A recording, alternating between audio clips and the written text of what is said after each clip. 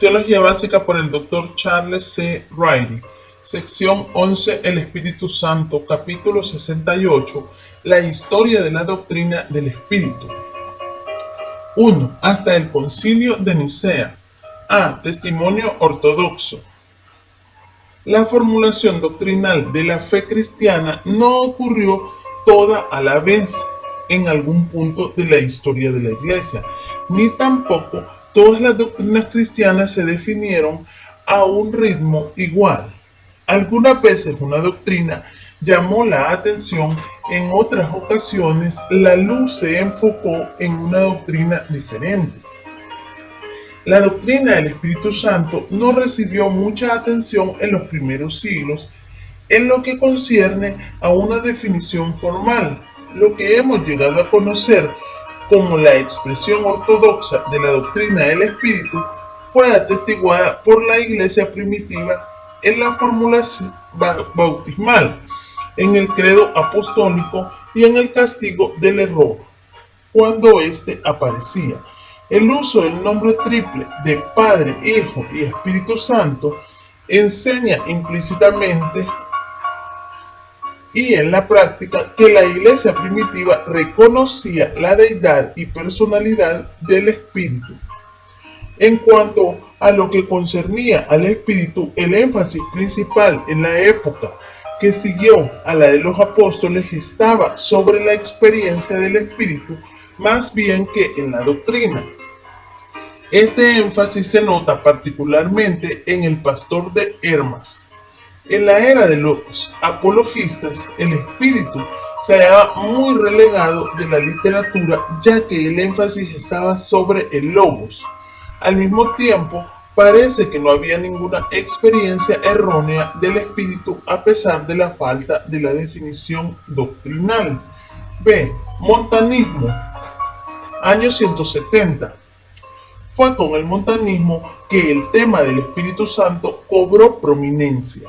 El ímpetu original para este movimiento nació de una reacción en contra de la creciente rigidez y frialdad de la Iglesia organizada. El montanismo, también conocido como la herejía frigia, apareció en Frigia alrededor del año 170 mediante el ministerio de Montano y dos mujeres, Priscila y Maximina. Ellos se proclamaron a sí mismos profetas y anunciaron el periodo como la era del Paracleto, en la cual se darían nuevas revelaciones de Dios. Enfatizaron la proximidad del fin del mundo e insistieron en normas morales muy altas y estrictas. Para sus seguidores, fue esta alta moralidad lo que atrajo a Tertuliano y otros al movimiento. Debe recordarse que el montanismo fue un movimiento ortodoxo en contraste con el gnosticismo. También fue una reacción contra el gnosticismo con su intelectualismo, el cual aparentemente levantaba una barrera contra la comunicación personal del alma con Dios. Para muchos el montanismo abogaba por la presencia activa y el ministerio del Espíritu en la Iglesia y un estilo de vida más espiritual en la misma. Sin embargo, el montanismo fue rechazado oficialmente debido a su insistencia en la revelación adicional, y al hacerlo así, la Iglesia afirmó su creencia de que el Espíritu no da nuevas revelaciones aparte de las Escrituras. Aun con todo este énfasis en la experiencia del Espíritu, la doctrina permaneció en su mayor parte sin ser formulada en esos tiempos. C. Sabellianismo, año 215. El monarquianismo fue el predecesor del sabellianismo. En su forma modalítica, el monarquianismo enseñaba que el Hijo era meramente otro modo de expresión del Padre. Noctos y Plaseas fueron líderes en este movimiento y ellos también enseñaban el patripacionismo, que el Padre fue crucificado, puesto que los monarquianos enseñaban que el Hijo era otro modo de expresión de Dios. Fue inevitable que la Iglesia se viera forzada a considerar la relación del Espíritu con el Hijo y con el Padre. Sabelio enseñaba que Dios era una unidad, pero que se revelaba a sí mismo en tres formas o modos diferentes. Estas tres formas no eran tres hipóstasis, sino tres papeles o partes desempeñados por el Dios singular. El sabelianismo fue el primer error mayor tocante a la Trinidad que ganó un gran número de seguidores en la Iglesia. D. Arrianismo, año 325. La controversia arriana se nombra así porque fue ocasionada por los puntos de vista antitrinitarios de Arrio, un presbítero de Alejandría. El principio monoteísta del monarquianismo fue un concepto dominante en su punto de vista. Sin embargo, él hacía distinción entre el único Dios eterno y el Hijo que fue generado por el Padre y tuvo principio. Él también creía que el Espíritu Santo fue lo primero que el Hijo creó, porque todas las cosas fueron hechas por el Hijo. Atanasio se opuso a Arrio y se convocó el concilio de Nicea para discutir la disputa. La declaración principal del concilio tuvo que ver con la deidad de la segunda persona y la conclusión fue que Cristo era de la misma sustancia que el Padre. La atención del concilio se enfocó en el Hijo más bien que en el Espíritu, y el credo niceno meramente menciona al Espíritu. Yo creo en el Espíritu Santo. Solo se puede decir de esta declaración que infiere la deidad y la personalidad del Espíritu Santo, debido a su conexión con la declaración específica concerniente al Hijo, porque el concilio no fue igualmente específico concerniente al Espíritu. Es cuestión de conjetura. Posiblemente la Iglesia se conformó con no anticipar herejía o no ir más allá de lo que la ocasión demandaba. Sin embargo, Atanasio fue mucho más definido en su propia enseñanza, manteniendo vigorosamente que el Espíritu como el Hijo era de la misma esencia que el Padre. 2. Desde Nicea hasta la Reforma protestante. A. El Concilio de Constantinopla, año 381. El Concilio de Nicea no lo arregló todo, aunque la propia enseñanza de Atanasio era claramente ortodoxa y detallada. El credo niceno había sido indefinido concerniente al Espíritu. Surgió una nueva controversia y las personas empezaron a afirmar que no creían en la deidad del Espíritu. Como resultado se levantaron los macedonios, cuyo fundador, Macedonio, obispo de Constantinopla, sostenía que el Espíritu era una criatura subordinada al Hijo. Su partido fue apodado los Neumatoquianos, difamadores del Espíritu. La corriente principal de la enseñanza ortodoxa era que el Espíritu Santo era divino, o de lo contrario, el Hijo no era divino.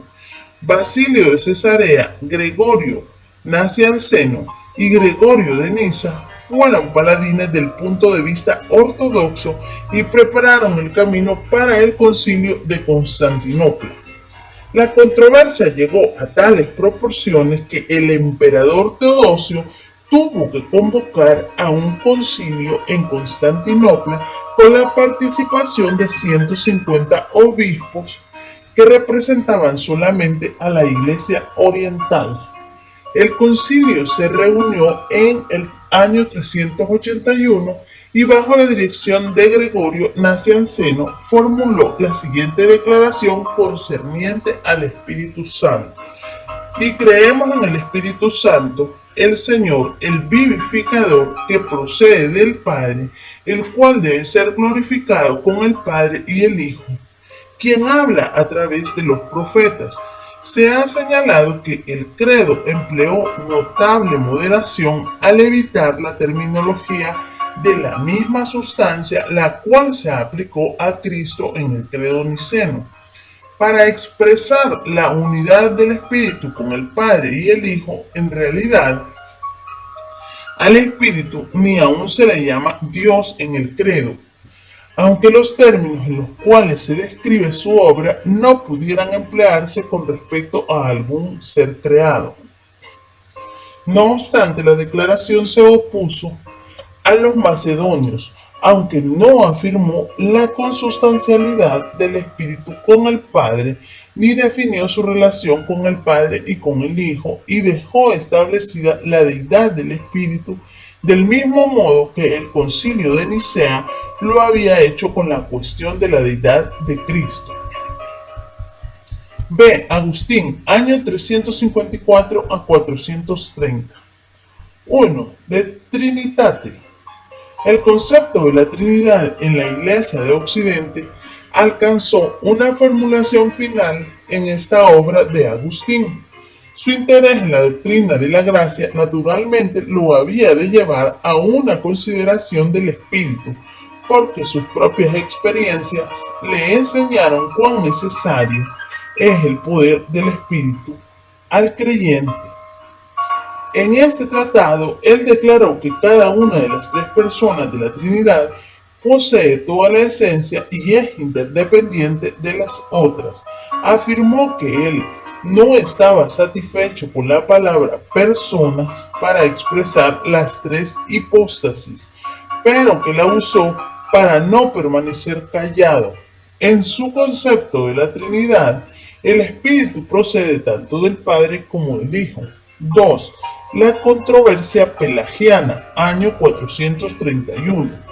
Agustín también enfatizó grandemente la gracia eficaz como la obra del Espíritu.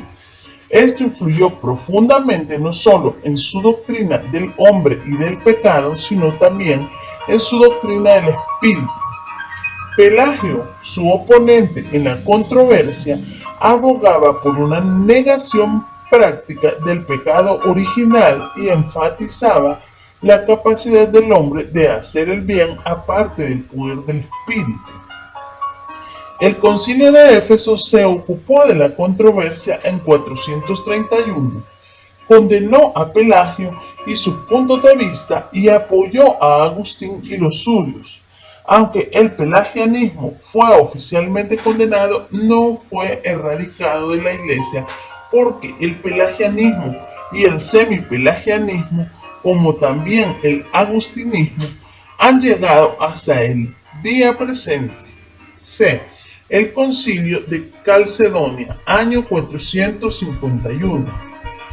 En el 451, el Concilio de Calcedonia, representando las sedes de Roma, Constantinopla, Antioquía y Jerusalén, confirmaron las decisiones de Nicea y Constantinopla. El concilio declaró explícitamente que el credo niceno era una declaración suficiente y propia de la Trinidad y que las cláusulas agregadas por el concilio de Constantinopla en 381 tuvieron únicamente el propósito de clarificar, no cambiar el credo niceno. Esto estableció firmemente la doctrina del Espíritu Santo. D. El Sínodo de Toledo, año 589. Aunque la cuestión de la deidad del Espíritu se había resuelto en Constantinopla y Calcedonia, todavía permanecía el importante y misterioso asunto de la relación precisa del Espíritu con el Padre y el Hijo. Este fue un problema que se desarrolló en Occidente. Lo de la deidad del Espíritu ocurrió en Oriente. El término generación se empleaba para describir la relación del Hijo con el Padre, mientras que procedencia se utilizaba para denotar la relación del Espíritu. La cuestión era, ¿procedía el Espíritu solamente del Padre o del Padre y el Hijo? Aunque el Concilio de Constantinopla no declaró que el Espíritu procedía tanto del Hijo como del Padre, esta era la creencia de muchos líderes de la Iglesia. Se veía la necesidad de creer esto. No fuera que la procedencia del Padre se estimara como una negación de la unidad esencial del Hijo con el Padre. Sin embargo, no hubo unanimidad sobre este punto, porque otros estimaban que decir que el Espíritu procedía del Padre y del Hijo significaría que el Espíritu fuera dependiente del Hijo y esto interferiría con su deidad. Los teólogos occidentales se adhirieron a la procedencia del Padre y del Hijo y ellos agregaron la famosa cláusula filioque y del Hijo. Al credo de Constantinopla en el Sínodo de Toledo, la cláusula declaraba que el Espíritu procede del Padre y del Hijo. Como la cláusula filioque entró en el credo es un asunto de discusión. Algunos creen que fue un error del copista. En cualquier caso, la cláusula nunca causó sospecha, sino que se repetía sínodo tras sínodo como doctrina ortodoxa. Los líderes en la Iglesia Oriental consideraban que la Iglesia Occidental estaba alterando el credo establecido en Constantinopla y nunca adoptaron la adición de filioque y la declaran herejía hasta hoy.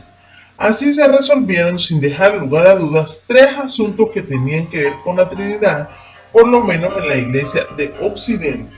La deidad del Hijo se decidió en el Concilio de Nicea, la deidad del Espíritu en Constantinopla y la procedencia del Espíritu del Padre y del Hijo en el Sínodo de Toledo. La presencia de la herejía había obligado a la Iglesia a resolver estos importantes asuntos doctrinales. Abelardo, 1079 a 1142. Abelardo habló de la Trinidad en formas que causaron que lo acusaran de sabelianismo. El nombre del Padre, dijo él, representa el poder, el del Hijo la sabiduría, el del Espíritu la bondad. Algunas veces él parecía indicar distinciones personales reales en la deidad, pero otras veces sus ilustraciones y expresiones eran modalistas. Tomás de Aquino, 1225 a 1274. Tomás tenía el entendimiento que suelen tener los ortodoxos acerca de la Trinidad. Generalmente hablando, sin embargo, los siglos que precedieron a la Reforma Protestante le agregaron poco a la doctrina del Espíritu, más allá de lo que fue muy bien sintetizado por Agustín. En Occidente, mientras que todavía estaba en efecto la influencia de Agustín, la Iglesia llegó a ser semi-pelagiana, prestando énfasis al pecado original y enfatizando la libertad de la voluntad del hombre. Esto, junto con el clericalismo creciente y sus consecuencias, que promovía los poderes especiales de los sacerdotes, tendía a alejar las mentes de muchos de cualquier estudio adicional del Espíritu Santo. Aunque había tendencias hacia el misticismo de parte de algunos, no se hizo ningún estudio realmente fresco de la doctrina del Espíritu hasta el tiempo de la Reforma. 3. Desde la Reforma hasta el presente. La Reforma Protestante, año 1517. Hasta el tiempo de la Reforma, la atención de la Iglesia se había fijado solamente en la persona del Espíritu. Con la Reforma se le dio atención a su obra. En lo concerniente a la persona del Espíritu, todas las confesiones de la Reforma expresaban la doctrina ortodoxa del Espíritu con relación a las otras personas de la Trinidad. Respecto a su obra, hubo un énfasis renovado en la necesidad de su obra en la regeneración del hombre porque se regresó al énfasis de Agustín acerca de la depravación total del ser humano. Otra contribución importante de los reformadores fue su énfasis en la necesidad de la iluminación del espíritu. La Iglesia romana enseñó que solamente el sacerdote podía interpretar la palabra de Dios, mientras que los reformadores promovían abiertamente el estudio de la Biblia, afirmando que a todos los creyentes podían ser enseñadas sus verdades por el ministerio de enseñanza del Espíritu Santo. El énfasis de Lutero en la justificación por fe le condujo a decir mucho de la obra del Espíritu en este sentido. Calvino enfatizó esos aspectos de la obra del Espíritu que se asocian con la Trinidad y el ministerio del Espíritu en los corazones y las vidas de los creyentes. Los varios documentos y credos procedentes de la Reforma son uniformes en su ortodoxia. La Confesión de Augsburgo, los artículos anglicanos, la Fórmula Concordiae, la Confesión Helvética y la Confesión de Westminster, todas afirmaron la deidad del Espíritu conforme al Concilio de Calcedonia, incluyendo tanto la cláusula filioque como los énfasis particulares traídos a la luz por la misma Reforma. Ciertamente se puede decir que no fue hasta el tiempo de la Reforma que hubo una doctrina desarrollada del Espíritu Santo. B. El socialismo y el arminianismo. Casi todo movimiento religioso es seguido por excesos y reacciones. La Reforma no fue la excepción. Algunos fueron al extremo del entusiasmo y misticismo desequilibrado, otros tendieron a un racionalismo que casi pasó por alto del todo la obra del Espíritu en la vida. En el siglo XVI, los socianos declararon que era erróneo creer que las personas de la Trinidad poseyeran una sola esencia. Con esta enseñanza se hicieron eco de los arrianos, pero fueron más allá de ellos al negar la preexistencia del Hijo y definir al Espíritu Santo como una virtud o energía que fluye de Dios al hombre. De la Iglesia Reformada misma surgió el problema serio en conexión con lo que se conoce como la teología arminiana. Arminio 1560 a 1609. Toda la tendencia de esta enseñanza era enfatizar el esfuerzo y la voluntad humanos y hacer de la salvación una obra del hombre más bien que de Dios, en la que la voluntad humana reemplaza la obra del Espíritu en la regeneración. El Sínodo de Dort, 1618 a 1619, se reunió para tratar el asunto y condenó a la teología arminiana, enfatizando en la forma más fuerte posible la necesidad de la obra y el poder del Espíritu Santo. Sin embargo, el sínodo no eliminó la teología arminiana, que florece hasta el día de hoy. El movimiento puritano en Inglaterra hizo mucho para contrarrestar el arminianismo por su énfasis en la doctrina de la gracia. C. Juan Owen, 1616 a 1683. Una de las contribuciones más importantes de los puritanos fue el libro de Owen, Discourse Concerning the Holy Spirit. Muchos creen que su obra nunca ha sido superada. Es un desarrollo de los grandes principios de la Reforma con relación al Espíritu Santo y la vida cristiana. De Abraham Kuyper, 1837 a 1920. La obra de Kuyper también es clásica en su campo, particularmente en vista del racionalismo que había invadido a Europa. Swedenborg, 1688 a 1772, negó la Trinidad. Schleiermacher, 1768 a 1834, aunque él contrarrestó el racionalismo prevaleciente enfatizando la necesidad y la realidad de la religión personal, negó las realidades objetivas de la encarnación, la cruz y la venida del Espíritu.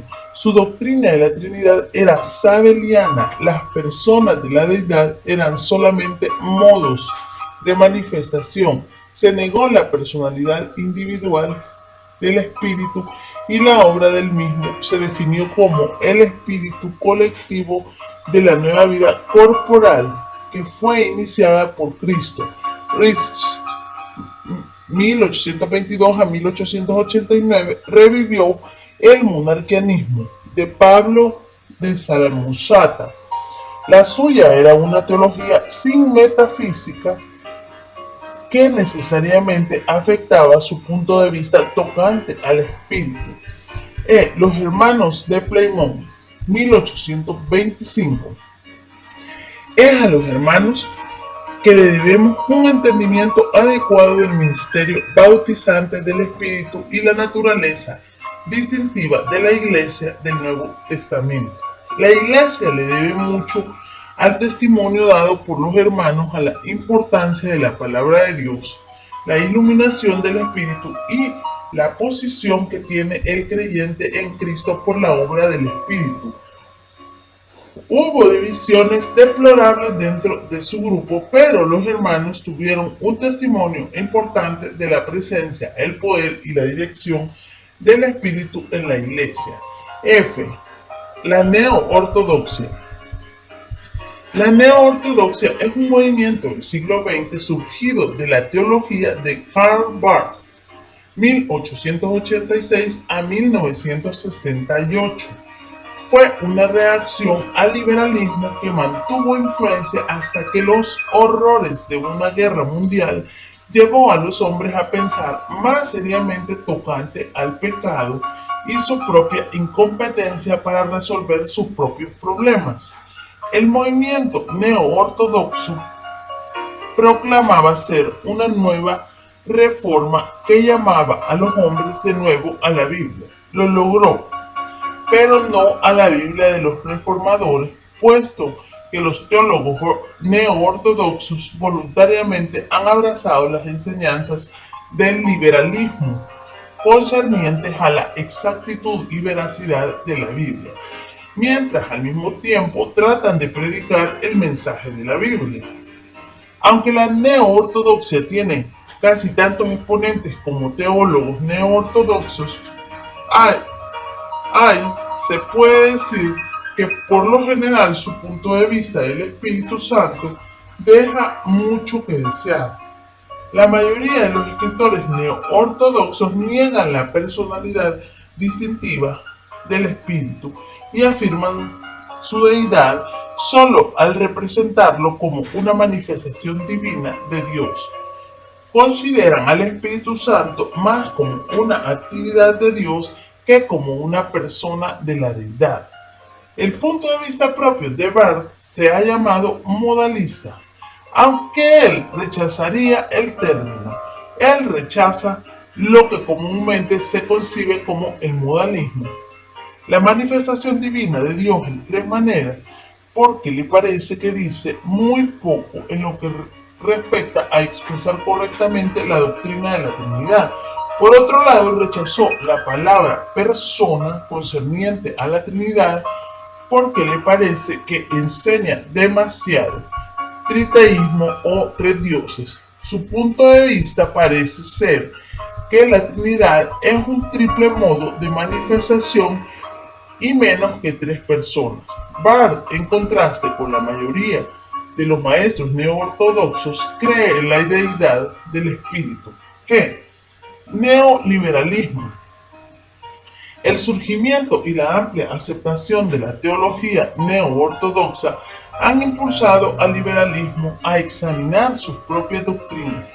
El resultado ha sido el nuevo liberalismo, que es el viejo liberalismo con una tendencia a tomar el pecado más en serio y ser menos optimista. Su enfoque de los problemas del mundo puede que sea diferente, pero sus enseñanzas difieren poco del antiguo liberalismo.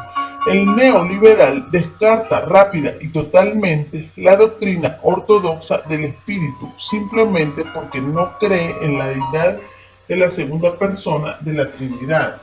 Por consiguiente, no existe en realidad la Trinidad, ni por supuesto ninguna tercera persona divina. El Espíritu es meramente una función de Dios carente de cualquier característica distintiva de la personalidad. H. Pentecostalismo. Indudablemente, el pentecostalismo moderno es una reacción a la esterilidad que comenzó a caracterizar en la era moderna a las iglesias establecidas. Enfatiza el bautismo del Espíritu como una segunda obra de la gracia y para la investidura de poder, y promueve el regreso a la experiencia de todos los dones que se dieron en los tiempos del Nuevo Testamento. La doctrina ortodoxa concerniente al Espíritu Santo se da por sentada. La realidad de la obra del Espíritu Santo en las vidas de los cristianos es lo que se promueve y no siempre correctamente. Así, en el curso de la historia de la Iglesia, uno ve la primera formulación de lo que ha llegado a conocerse como la doctrina ortodoxa del Espíritu. Entonces, su definición en los primeros concilios y su desarrollo durante la Reforma. Con cada iniciativa encaminada a definir o desarrollar la verdad, ha habido movimientos que se alejan, ya sea en la forma de frialdad racionalista o de entusiasmo desequilibrado y misticismo. La historia nos debe de enseñar que la doctrina ortodoxa no solo es importante para la fe, sino igualmente vital para la vida. Quizá en ninguna doctrina sea más importante este acoplamiento de la verdad con la vida que en la enseñanza concerniente al Espíritu Santo.